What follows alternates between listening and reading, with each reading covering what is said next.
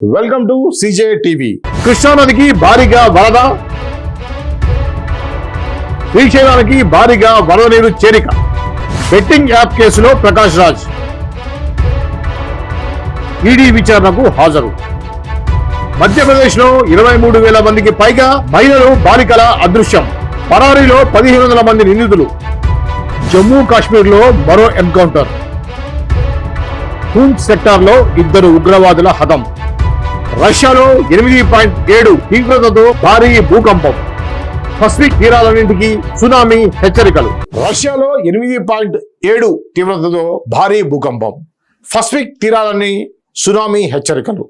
ఇక వివరాల్లోకి వెళ్తే, రష్యాలోని కంచాట్కా ద్వీపకల్పం సమీపంలో ఈ ఉదయం 8.7 తీవ్రతతో భారీగా భూకంపం సంభవించింది.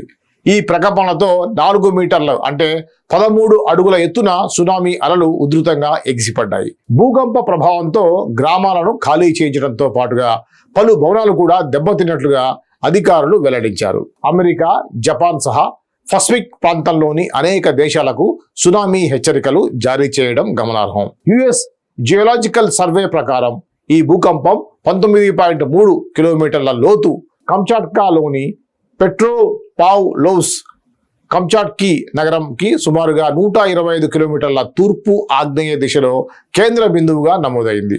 భూకంపం అనంతరం 3 నుండి 4 మీటర్ల ఎత్తున కంచాట్కాలోని తీర ప్రాంతంలో సునామీ అలలు తాకినట్లుగా రష్యా ఎమర్జెన్సీ శాఖ మంత్రి లెబెడెవ్ తెలిపారు. ప్రజలు తీర ప్రాంతాలకు దూరంగా ఉండాలని ఆయన విజ్ఞప్తి చేశారు. యుఎస్ సునామీ వార్నింగ్ సిస్టమ్ కూడా తీవ్ర హెచ్చరికలు జారీ చేసింది. రష్యా తీర ప్రాంతంలో 3 మీటర్ల హవాయి దీవుల ఉత్తర భాగంలో ప్రమాదకర అలలు వచ్చే అవకాశం ఉందని వెల్లడించారు. అదనంగా ఫిలిప్పీన్స్, మార్షల్ దీవులు, తైవాన్, దక్షిణ కొరియా తీరాల్లోని తక్కువ ఎత్తు సునామీ అలలు వచ్చే అవకాశం ఉందని తెలిపింది. భూకంపం తర్వాత 6.9 తీవ్రతతో మరో ప్రకంపన కూడా సంభవించిందని అధికారులు తెలిపారు. ప్రాథమికంగా ప్రాణ నష్టం ఎటువంటిది నమోదు అవ్వలేదు. అలాగే ఒక కిండర్ గార్డెన్ కు నష్టం వాటిల్లిందని కంచాట్కా గవర్నర్ వ్లాదిమిర్ సోలోడోవ్ వెల్లడించారు. ఇది చివరి దశాబ్దంలో సంభవించిన అత్యంత తీవ్రమైన భూకంపం అని ఆయన పేర్కొన్నారు.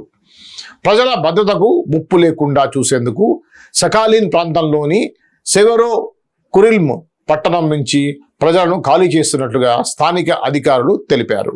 భూకంపాల చరిత్రలో కంచాట్కా ప్రధాన కేంద్రంగా నిలిచిన దృష్ట్యా భవిష్యత్తులో మరిన్ని ప్రకంపనలు అవకాశాలని శాస్త్రవేత్తలు కొట్టిపారేయడం లేదు.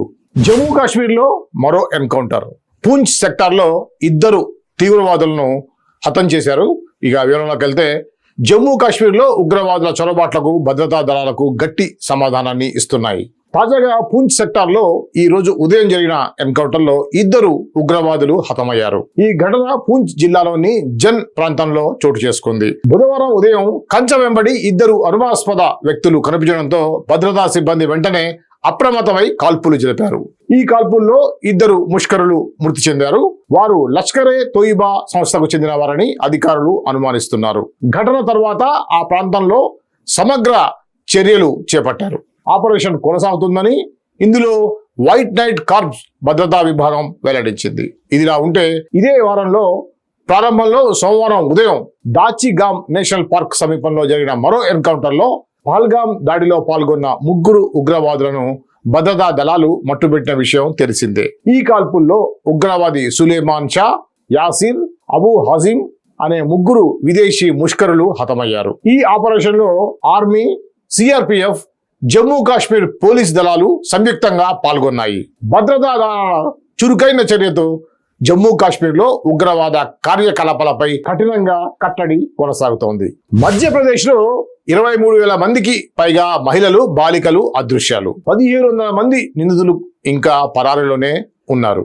ఇక వివరంలోకి వెళ్తే, మధ్యప్రదేశ్ రాష్ట్రంలో మహిళలు, బాలికలు భద్రతపై తీవ్ర ఆందోళన కలిగించే గణాంకాలు వెలుగులోకి వచ్చాయి.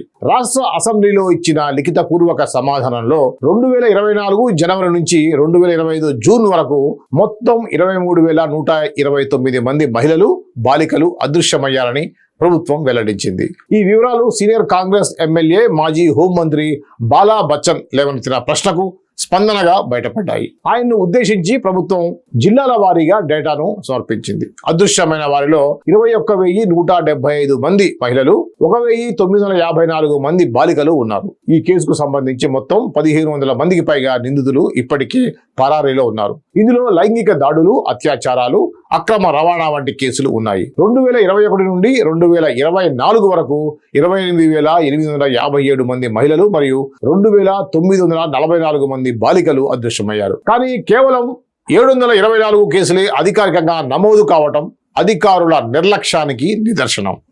అత్యాచారాల పెరుగుదల 2024లో రాష్ట్ర వ్యాప్తంగా సగటున రోజుకి 20 అత్యాచార కేసులు నమోదు అవుతున్నాయి. బెట్టింగ్ యాప్ కేసులో ప్రకాష్ రాజ్ ఈడీ విచారణకు హాజరు. వివరాలకు వెళ్తే, ప్రముఖ నటుడు ప్రకాష్ రాజ్ బెట్టింగ్ యాప్ల ప్రచారానికి సంబంధించిన కేసులో బుధవారం ఉదయం హైదరాబాద్ లోని బషీర్బాగ్ లో ఉన్న ఎన్ఫోర్స్మెంట్ డైరెక్టరేట్ ఈడీ కార్యాలయానికి హాజరయ్యారు. కేసు విచారణలో భాగంగా ఆయనను అధికారులు ప్రశ్నిస్తున్నట్టుగా సమాచారం. ఈడీ అధికారులు ఇప్పటికే ఈ కేసులో టాలీవుడ్ సెలబ్రిటీలు, సోషల్ మీడియా ఇన్ఫ్లుయెన్సర్లు, యూట్యూబర్లకు సహా మొత్తం 29 మందికి నోటీసులు జారీ చేశారు. మనీ లాండరింగ్ కు సంబంధించిన అనుమానాలు కూడా ఈ కేసులో ఉన్నట్లుగా సమాచారం. బెట్టింగ్ యాప్ల ప్రమోషన్ కు సంబంధించి ప్రకాష్ రాజ్ కు నోటీసులు అందిన నేపథ్యంలో ఆయన అధికారులు కోరిన విధంగా ఈ రోజు విచారణకు హాజరయ్యారు. బెట్టింగ్ యాప్ల ద్వారా పెద్ద ఎత్తున అక్రమంగా డబ్బులు లావాదేవీలు జరిగాయని, ఇందులో ప్రముఖులు ప్రమోషన్ చేయడం వల్ల ప్రజలకు భ్రాంతి కలిగిందన్న అభియోగంపై ఈడీ దృష్టి సారించింది. ఈ కేసు విచారణలో మరికొందరు ప్రముఖులు కూడా త్వరలో హాజరు కావచ్చునని సమాచారం. కృష్ణా నదికి భారీ వరద, శ్రీశైలానికి భారీగా వరద నీరు చేరిక.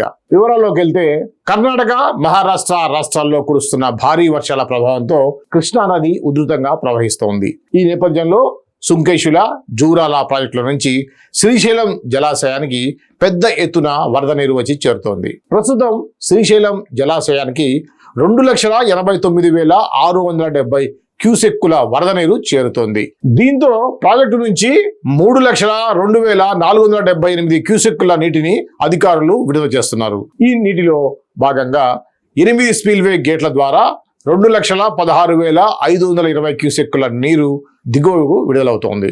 అలాగే పోతిరెడ్డిపాడు హెడ్ రెగ్యులేటరీ ద్వారా 20,000 క్యూసెక్కులు, ఎడమగట్టు విద్యుత్ కేంద్రం నుంచి 35,315 క్యూసెక్కులు, గుడిగట్టు విద్యుత్ కేంద్రం నుంచి 30,643 క్యూసెక్కుల నీటిని విడుదల చేస్తున్నట్లుగా అధికారులు తెలిపారు. శ్రీశైలం జలాశయం పరిపూర్ణ స్థాయి నీటి మట్టం 885 అడుగులు కాగా ప్రస్తుతం 882.80 అడుగులకు నీటి మట్టం చేరింది. కృష్ణా నదిపై ఉన్న అనేక ప్రాజెక్టులకు వరద నీరు భారీగా వచ్చి చేరుతున్న నేపథ్యంలో అధికార యంత్రాంగం అలర్ట్ అయింది. ప్రజలు అప్రమత్తంగా ఉండాలని అధికారులు సూచిస్తున్నారు.